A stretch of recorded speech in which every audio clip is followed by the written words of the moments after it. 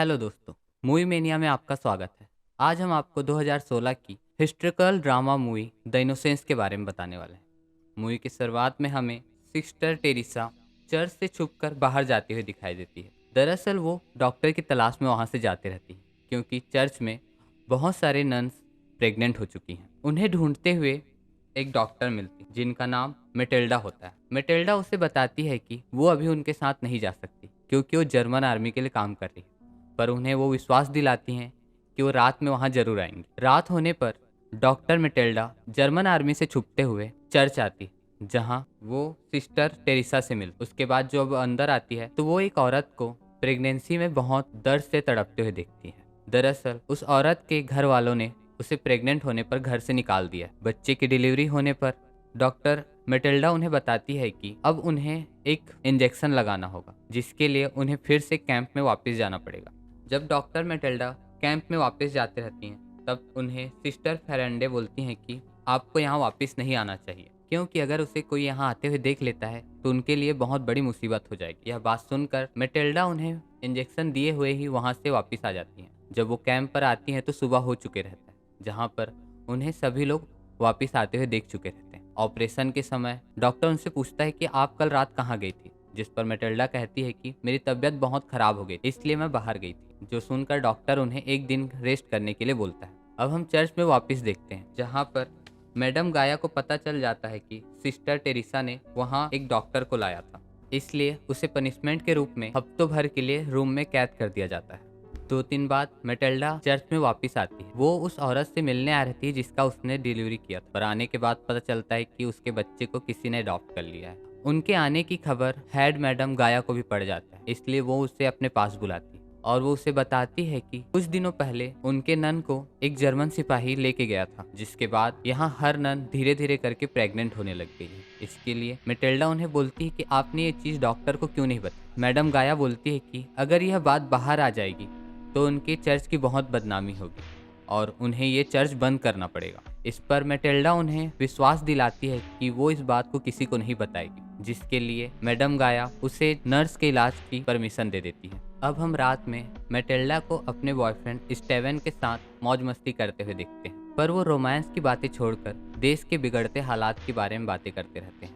Matilda को अब church आने की अनुमति मिल जा रहती है, इसलिए वो बीच बीच में आकर वहाँ के नन्स की देखभाल करती है। एक दिन जब वो चर्च की तरफ आते रहती है तो उसे रशियन सोल्जर रोक लेते हैं और उसके साथ जबरदस्ती करने लगते हैं, जिस पर वो बहुत जोर से चिल्लाने लगती है, जिससे वहाँ के मार्शल उसकी आवाज़ सुनकर वहाँ पर आते हैं और उसे अपने कैबिन पे ले जाते हैं। इस बात से मेटिल्डा बहुत परेशान हो जाती है क्योंकि पुलिस भी उसकी कोई रक्षा नहीं कर पाते रहता है, जिसके कारण वो चर्च पर ही रहना ज़्यादा उचित समझती है और वो चर्च पर रहने लगती है। कुछ समय बाद वही रशियन सोल्जर जिन्होंने उसके साथ जबरदस्ती किया था वो वहाँ वापस आते हैं और मैडम गाया से बोलते हैं कि आपने यहाँ हमारे दुश्मन को रखा है, जिस पर मेटिल्डा वहाँ आकर कहती है कि मैं यहाँ सिर्फ कुछ नन्स के गंभीर हालातों के कारण यहाँ रुकी हूँ, इनका इलाज होते हुए मैं यहाँ से चली जाऊंगी। दरअसल वो रशियन सोल्जर उसके साथ फिर से जबरदस्ती करने आए, पर यहाँ पे बहुत सारे नन के होने के कारण वो ऐसा नहीं कर पाते हैं और चुपचाप चले जाते हैं। कुछ समय बाद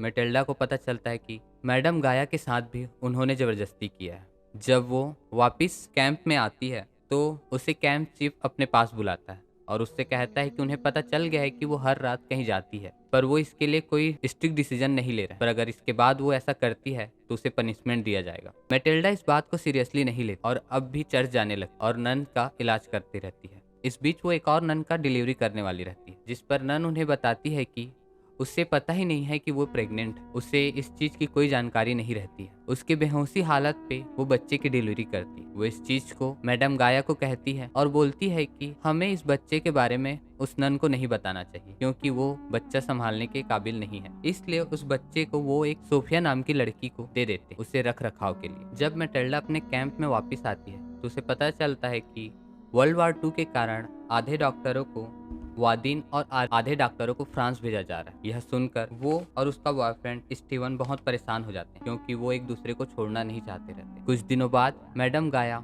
मेटिल्डा को कॉल करती और उसे बताती है कि चर्च में बहुत सारे नन प्रेग्नेंट है और उनका डिलीवरी ड्यू आ चुका है। इस बात को मेटिल्डा अपने बॉयफ्रेंड स्टीवन को बताती है और उसे भी अपने साथ आने के लिए मना लेती है। अब वो चर्च आते हैं और यहाँ सभी नन्स का चेकअप करते हैं। इसके बाद मैटिल्डा अपने पहले डिलीवर किए हुए बच्चे से मिलने जाती है, जिसका ख्याल सोफिया बड़े अच्छे से रखती रहती है। यहाँ हमें पता चलता है कि इस बच्चे के बारे में मैडम गाया को कुछ भी जानकारी नहीं। अगर उन्हें जानकारी मिलती है तो उसे भी बाहर ले जाएगी और किसी अच्छे घर में अडॉप्ट करवा देगी। इसके बाद मैटिल्डा वहाँ से चली जाती है। यहाँ पर हम देखते हैं कि मैडम गाया सोफिया को बच्चे के साथ देख लेती है, जिस पर वो बच्चे को उससे छीन लेती है और उसे एडॉप्शन के लिए बाहर ले जाने लगती है।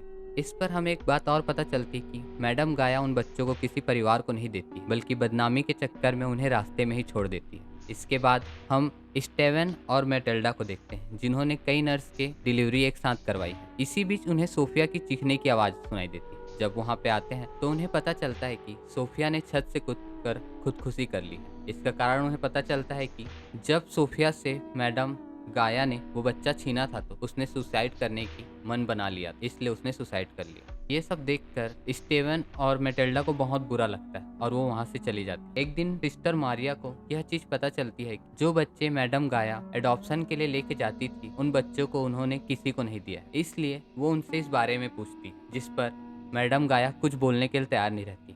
पर उसके हद से ज्यादा फोर्स करने पर वो उससे कहती है कि उन्होंने उन सारे बच्चों को भगवान के हवाले कर दिया है। इस बात का सुनकर सिस्टर मारिया को पता चल जाता है कि मैडम गाया ने उन बच्चों को कहीं पर छोड़ दिया होगा। अगले दिन चर्च में 3 नन की डिलीवरी डेट एक साथ आ जाती है। इस पर सिस्टर मारिया उनकी डिलीवरी कराती है और जो बच्चे हुए रहते हैं उन्हें अपने पास ही रख देती, क्योंकि उसे पता था कि ये बात अगर मैडम गाया को पता चलेगी तो वो फिर से इन बच्चों को वैसे ही छोड़ के आ जाएगी। दूसरी तरफ हम मैटिल्डा को देखते हैं, जो अपना सामान पैक करते रहते, क्योंकि उसका भी ट्रांसफर हो चुके रहता है। वहाँ वो दूसरे बच्चों को देखती है जो वहाँ पर काम करते थे, पर कैंप बंद होने के कारण वो अब अनाथ हो जाएंगे। इससे उसे एक आइडिया सूझता है और वो उन बच्चों को लेकर चर्च पहुंच जाती है और वो सब नन्स को एक साथ इकट्ठा कर कर उन्हें कहती है कि उन्हें अब से अनाथ बच्चों को यहाँ पर रखना चाहिए, जिससे ये नर्स एक अनाथालय में कन्वर्ट हो जाएगा, जिससे किसी को उनके बच्चों पर शक भी नहीं होगा और ये इसी तरह चलते रहेगा। जिस बात पर हर नन राजी हो जाती है, क्योंकि मैटिल्डा का ट्रांसफर हो जाया रहता है, इसलिए वो वहाँ से चली जाती है। अब हमें स्टोरी 3 महीने बाद की दिखाई जाती है, जहाँ अब चर्च एक अनाथालय में कन्वर्ट हो गया है, जहाँ पर बच्चे और नन एक साथ अच्छे से रह रहे हैं। हमें मूवी के एंडिंग में दिखाया जाता है कि सारे बच्चे सारे सिस्टर्स के साथ फोटो खिंचा रहे हैं। इसी के साथ यह मूवी यहीं पर खत्म हो जाती है।